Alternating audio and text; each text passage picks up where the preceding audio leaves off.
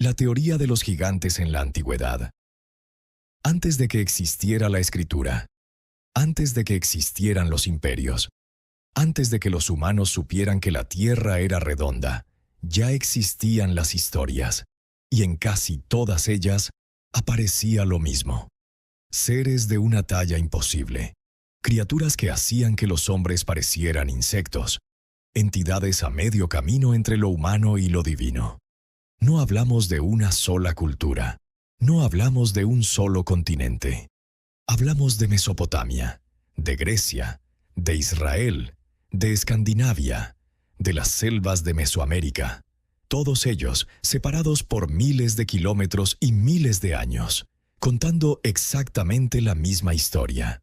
¿Casualidad? ¿Coincidencia cultural?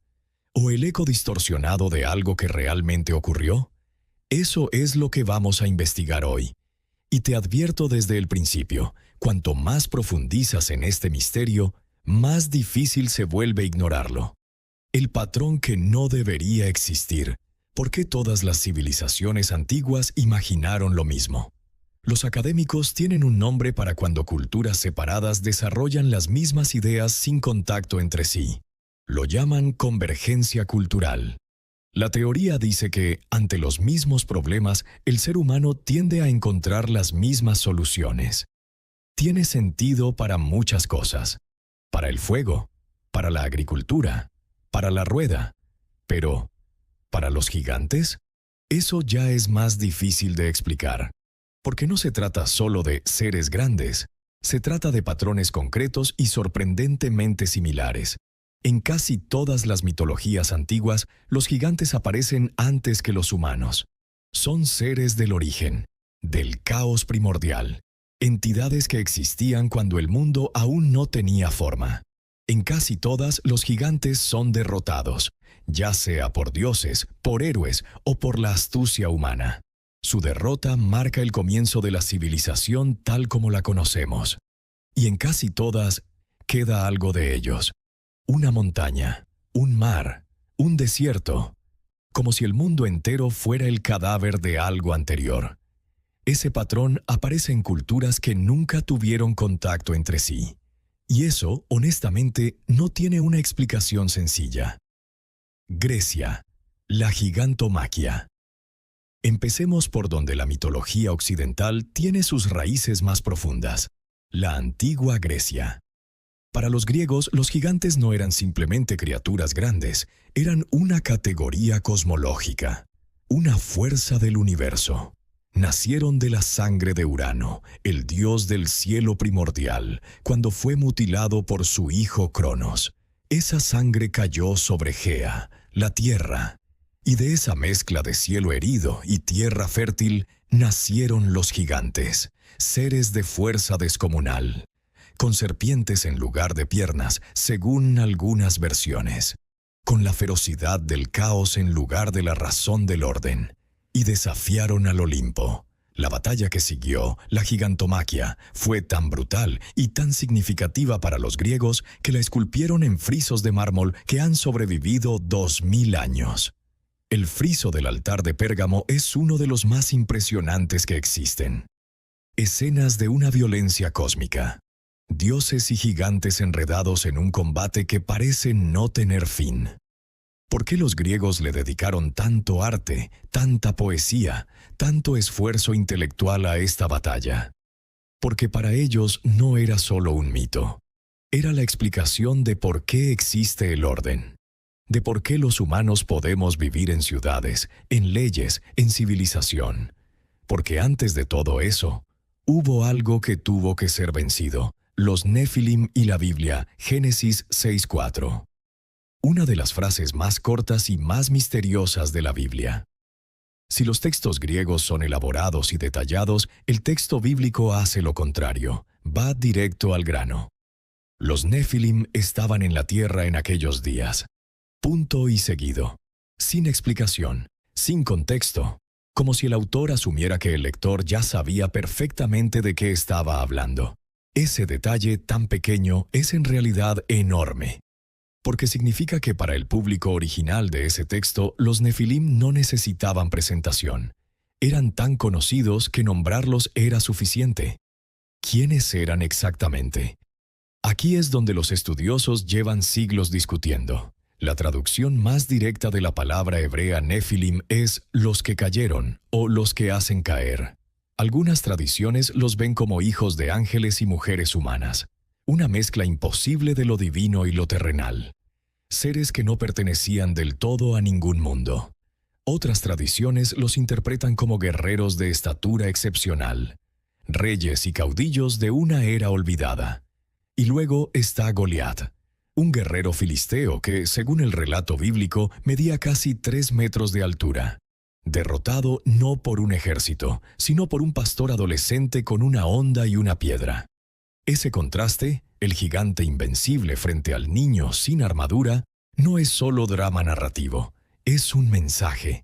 El mensaje de que el tamaño no es poder definitivo, que la astucia humana puede vencer lo que parece imposible.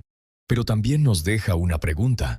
¿Por qué un texto religioso necesitaba ese contraste? ¿Qué intentaba explicar? Los Jötnar, el norte helado. A miles de kilómetros del Mediterráneo, en los fiordos y bosques del norte de Europa, los vikingos también conocían a los gigantes. Los llamaban Jötnar. Y su concepción de ellos era distinta y mucho más filosófica de lo que parece a primera vista. Los Jötnar no eran simplemente enemigos de los dioses, eran, en cierta forma, lo mismo que los dioses. Hermanos de sangre en algunos casos, antepasados en otros. El propio Odín, el dios supremo del panteón nórdico, era nieto de un gigante. Eso lo dice todo. En la visión nórdica, el mundo surgió de la tensión entre dos extremos, el hielo primordial y el fuego primordial. Y en el centro de esa tensión apareció Ymir, el primer ser, el gigante de todos los gigantes. Su cuerpo fue el material del que los dioses construyeron el mundo. Su carne se convirtió en la tierra. Su sangre llenó los mares y los ríos. Sus huesos se convirtieron en las montañas. Su cráneo formó el cielo. Y su cerebro fue lanzado al aire para crear las nubes. ¿Ves el patrón? El mundo no fue creado de la nada. Fue construido sobre el cadáver de algo mayor. Esta idea es tan universal que aparece también en la mitología babilónica, donde la diosa Tiamat es derrotada y su cuerpo usado para crear el cielo y la tierra. Culturas sin contacto posible, la misma imagen. ¿Qué está pasando aquí? Otras culturas, el patrón global. Pero el fenómeno no se detiene en Europa y Oriente Medio. En la India, los textos del Majábharata y el Ramayana describen a los asuras y rakshasas, seres de poder sobrehumano que libraron guerras cósmicas contra los dioses. En China, el gigante Pangu emergió del caos primordial y con su cuerpo formó el universo. Su aliento se convirtió en el viento, sus ojos en el sol y la luna. En Mesoamérica, los mayas describían en el Popol Vuh varias eras anteriores a la nuestra, cada una habitada por criaturas que no eran del todo humanas. En la cultura Hopi de América del Norte, los relatos sobre gigantes de los mundos anteriores son parte central de su cosmología. En Polinesia, en África, en Australia aborigen. Gigantes. Siempre gigantes. No todos idénticos. Cada cultura los moldea según su geografía, su clima, sus miedos particulares. Pero el esquema base es el mismo. Hubo una era anterior. En esa era existían seres más grandes y más poderosos que los humanos. Esa era terminó, y lo que somos ahora es lo que quedó después de ellos. La pregunta que los investigadores no pueden responder satisfactoriamente es esta. ¿Por qué ese esquema concreto? ¿Por qué no gigantes que conviven con los humanos? ¿Por qué no gigantes que nos ayudaron a construir la civilización? ¿Por qué siempre gigantes que pertenecen a un tiempo anterior y perdido? La teoría moderna y sus fraudes. La verdad incómoda sobre las pruebas virales de gigantes. En el siglo XXI, Internet amplificó el mito de una forma que ninguna generación anterior había visto. Empezaron a circular fotografías, esqueletos humanos de 5, 6, 7 metros de longitud, supuestamente excavados en desiertos de Arabia, en las llanuras de América del Norte, en las montañas del Cáucaso. informes de arqueólogos que habían sido silenciados, conspiraciones gubernamentales para ocultar los descubrimientos, teorías que conectaban estos gigantes con las pirámides, con Stonehenge, con Tiahuanaco. Y las fotos se viralizaron. Millones de compartidos, artículos en docenas de idiomas. Aquí tengo que ser directo contigo. La mayoría de esas imágenes son montajes digitales. Muchas fueron creadas originalmente para un concurso de manipulación fotográfica organizado por el portal WorldMill en la década del 2000. Los propios autores de las imágenes explicaron cómo las habían creado, las herramientas que usaron, los huesos reales de los que partieron. Otras fotografías son simplemente mal encuadradas, huesos de animales o fósiles que al fotografiarlos desde cierto ángulo parecen desproporcionadamente grandes. No existe, y esto es importante, ni un solo esqueleto gigante verificado por la comunidad científica internacional. Ni uno. Eso no significa que el mito sea irrelevante, pero sí significa que hay que separar dos cosas: el misterio real, que es fascinante, y el fraude fácil, que aprovecha ese fascinante misterio. La explicación científica. Entonces, ¿qué dice la ciencia sobre el origen de estos mitos? Hay varias líneas de explicación que los investigadores han desarrollado. La primera es la más sencilla: los huesos. Durante miles de años, los humanos encontraron restos de animales prehistóricos sin tener ningún marco conceptual para entenderlos. Un fémur de mamut lanudo puede medir más de 1 metro de longitud. Los huesos de un mamut adulto son masivos, robustos, de una escala que no tiene paralelo en los animales que conocemos hoy. Sin paleontología, sin Darwin, sin ninguna noción de extinción. ¿Qué conclusión sacas al encontrar un hueso enorme enterrado en la tierra? Que perteneció a algo enorme. Que en el pasado existieron seres enormes. Hay evidencia histórica de esto. En la antigua Grecia se documentaron hallazgos de huesos de héroes, restos fósiles de grandes mamíferos que fueron interpretados como prueba física de los gigantes míticos. La segunda explicación es el gigantismo real. El gigantismo es una condición médica causada por la sobreproducción de hormona del crecimiento.